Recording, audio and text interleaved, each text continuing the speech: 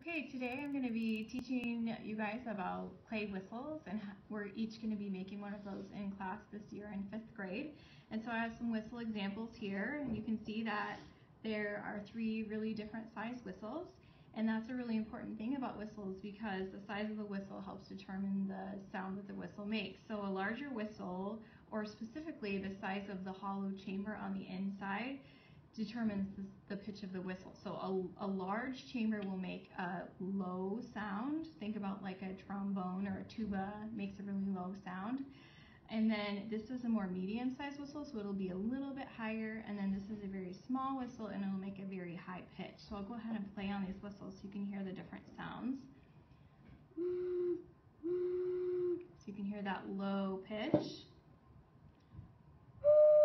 A little bit higher, that's a better whistle. It's got a really nice sound to it. And then this one has a really high pitch. And this whistle actually has a hole in it. Can you zoom in and see that hole? Right there. Oh, right there. That, yep. Right there, yeah? Okay.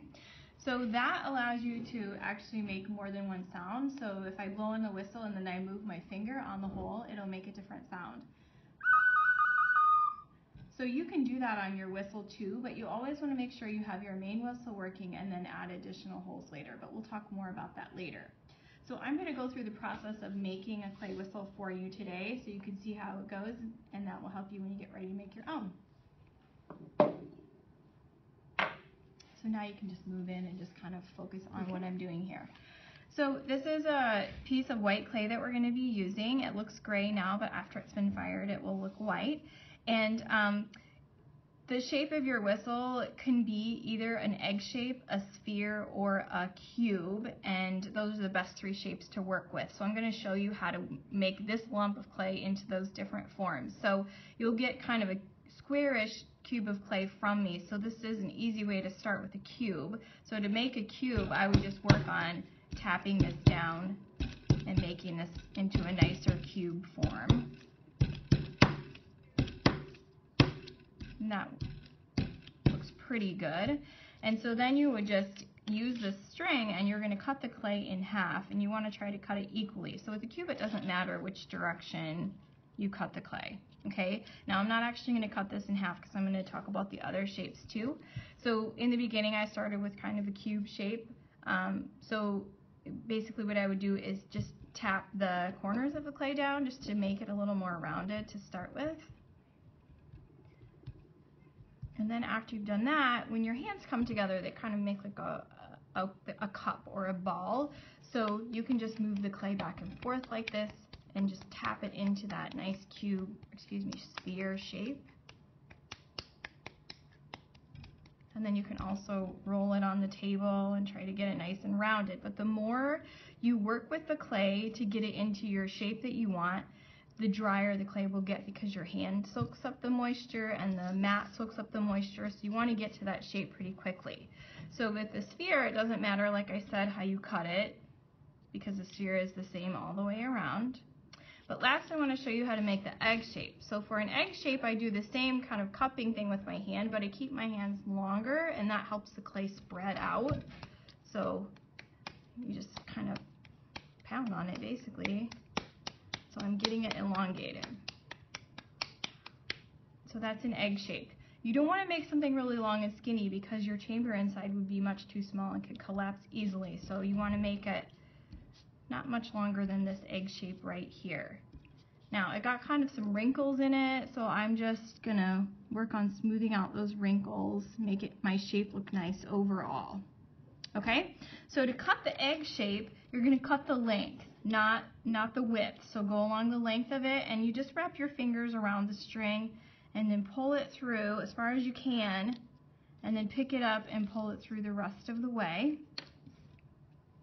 And then I have 2 halves, and I'm going to actually hollow the centers out of this clay. And I want to be sure that I only take a certain amount out.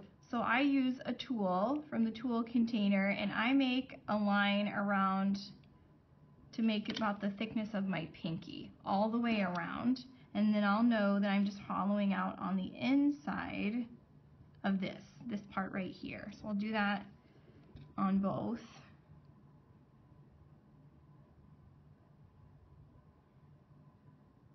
okay?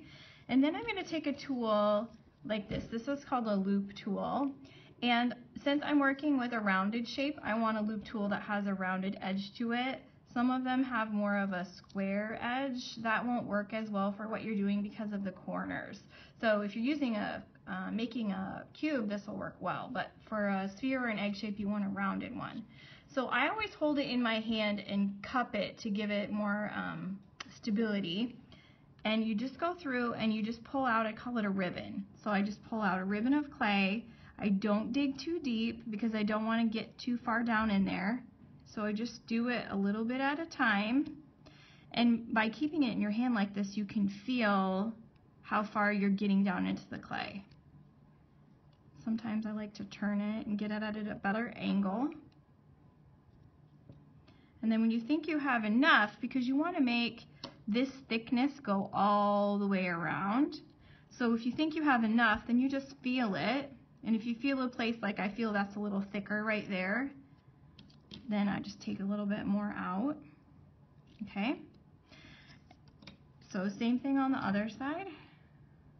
So notice that I'm not stabbing. I'm not stabbing down into it. I'm just taking a little bit, the ribbons out, a little bit at a time. Sometimes when you're working with it, the tops can get kind of roughed up. So I'll show you how to fix that. You can feel that. That feels pretty good. So if it gets roughed up here, you can just take it and turn it over and just tap it down to smooth that back out, because you're going to put these two back together now. Okay? So to put it together, you can use a tool. It doesn't really matter what tool you use. And you're going to score it. So making marks in the clay like this is called scoring. So I'm not cutting it. I'm just making marks on both sides. And this will just help when we put the slip on to hold the two pieces together. The slip will get down into these grooves. So remember that slip is a mixture of clay and water. So it's just kind of a gooey, like a peanut butter consistency. And you just take a little bit of the slip and you put it on just one piece. It doesn't need to be on both. Spread that around. And then you set the two back together. And if they don't fit exactly, it's okay. Just press them together. And I like to go around and just kind of get them lined back up like they should be. Okay. And then that's not enough though, because that won't keep that together well enough. So I use some of my extra clay, and I'm going to make a coil. So in 3rd grade we made coils, coil pots. So a coil is just a long, like a rope of clay. So you just roll it out, and you want this rope of clay to be about the thickness of a pencil, or a little bit thinner would be fine too. So when you're working, you'll have some pencils at your table, and you could set a pencil down and compare the two. But if it's a lot bigger than that, it'll be too big. So then you take your coil and you set it over the top. Where the two pieces of clay come together is the seam. So you set this over the seam and work it around. I kind of press it in as I go. And I also like to go around and just tap it and just flatten it down into the clay. But that's not enough yet, so we have to now make this coil disappear. We work it into the rest of the clay. So holding on to it, you just smooth the clay around.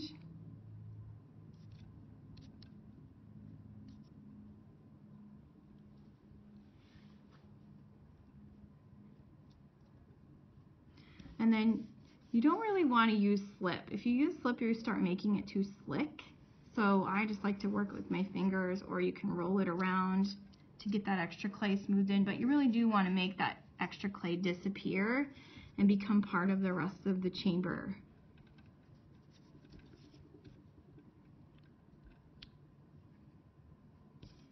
Okay, that's good. At this point, we're ready to put the spout on the whistle. So we have our hollow chamber, and it's kind of cool. You can tell you have a hollow chamber if you pound on it, tap on it. It has a real kind of a thud to it, so you can tell that it's hollow. So to make the spout, you want to make a little ball of clay about the size of a small grape. So I'll roll that up with my hand. So I have that little shape there. And I actually want to turn it into a cube. So it'll be about the size of a dice or a die. So I just tap it and kind of squeeze it with my fingers a little bit and make this little spout.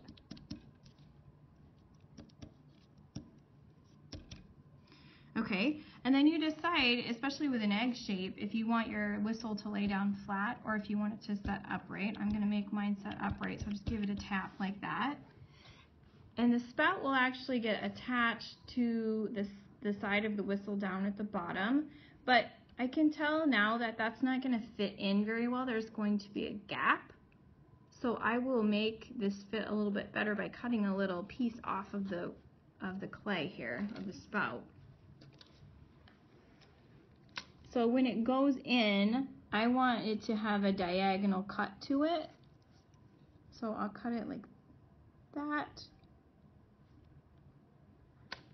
So now you can see it has a little bit of a diagonal cut. So when I slide it up to the whistle, it fits much better. But remember, we have to score and slip to attach. So right in there, I'll score it up on both pieces, and then I need a little slip right there, just in one place, and then squish it back down. And then this time, instead of making a coil, I'll actually use my knife and just scrape the clay and work it into the rest of the chamber.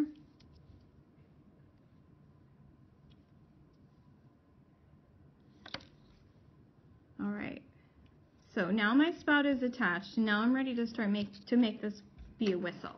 Okay, so I'm always looking at the bottom. So this is where the whistle sat. Okay, so when I work on making the whistle work, I work on the bottom. So you want to come up over the top here. Okay, so to do this, basically you need two tools. You need two popsicle sticks. And so I always hold on to the spout with my fingers to take care of it so it doesn't rip off. And I'll make a line right at the base of the spout. Not just a mark, not a big cut. And then I'll take my first popsicle stick, and on the end of the spout, I'll put it about right in the middle, and I will push this through. And you'll be able to see the clay bulge up as it moves across, and when that bulge of clay gets to the line, I will stop. Okay, stop. I'm just kind of flattening the spout out just a little bit to make it a little stronger. And then right below the line, I'm going to make a hole, right, not clear down here, right below the line. So with the second popsicle stick, I'll put a hole, push this all the way in, and then you can feel it break through into the hollow chamber. And I'll turn and make a circle, like the size of a chocolate M&M. And I like to just make it just a little bit bigger, so I just force it open a little bit more. And then inside the hole, you don't want to see any loose clay. I don't have any, but if you had any chunks of clay in there, you'd want to use something maybe a little bit smaller and get in there and kind of dig that extra clay out because you don't want that in the way. So now what I'm going to do is push the spout, or the popsicle stick, so you see it in here. So I'm holding it again, and I'm pushing, and now it's in the opening. Okay, now you can see that on the end of my popsicle stick there's some extra clay, and I need to get that off. So I will kind of dig that off the end, get that out of the way. If you leave that there, it can block the hole, and the hole is very important for air to get through. Okay, so now that's in there, that's clean as I move it back and forth. Now I'm not going to take this popsicle stick out yet, but I'm going to get it out of my way a little bit. Now what I have to do in here is I have to make something called a wedge. So if you think of like a wedge of cheese, it comes to a point at the top like that. So what happens is the air comes down through the spout and it hits the wedge, and half of the air goes to the outside and half of the air goes to the inside, and that's how the whistle works. So this clay right there is pretty much flat. It has a little curve to it, but it's pretty much flat right inside there. Can you see that? Okay, that needs to become a wedge. So I do that by taking a popsicle stick and just pressing the clay and giving it an angle on the outside. But I also have to give it an angle on the inside, and that's harder because you can't see what you're doing on the inside, but I can make my stick be diagonal. So I just kind of move it back and forth like that. And now I have a wedge. So you can see it right in there, the wedge. The clay should come up to a point. And then I'll push my popsicle stick down, and my popsicle stick needs to come right down on top of that wedge. Say my clay was like further back in there like that. If the popsicle stick comes down and it's not right on top, your whistle will not work. So you might have to do some adjusting to make that be in line. It should come right down on the point. Okay, so now I think I have a whistle that will work. So I'm going to carefully pull this out. And you want to make sure that your lips are dry. So if your lips are a little bit wet, you can just use like your arm like that and just get any wet off. And then you just put it in and blow. And I have a whistle. So from here, then I could start, now what everyone's going to do is start adding clay and creating a sculpture.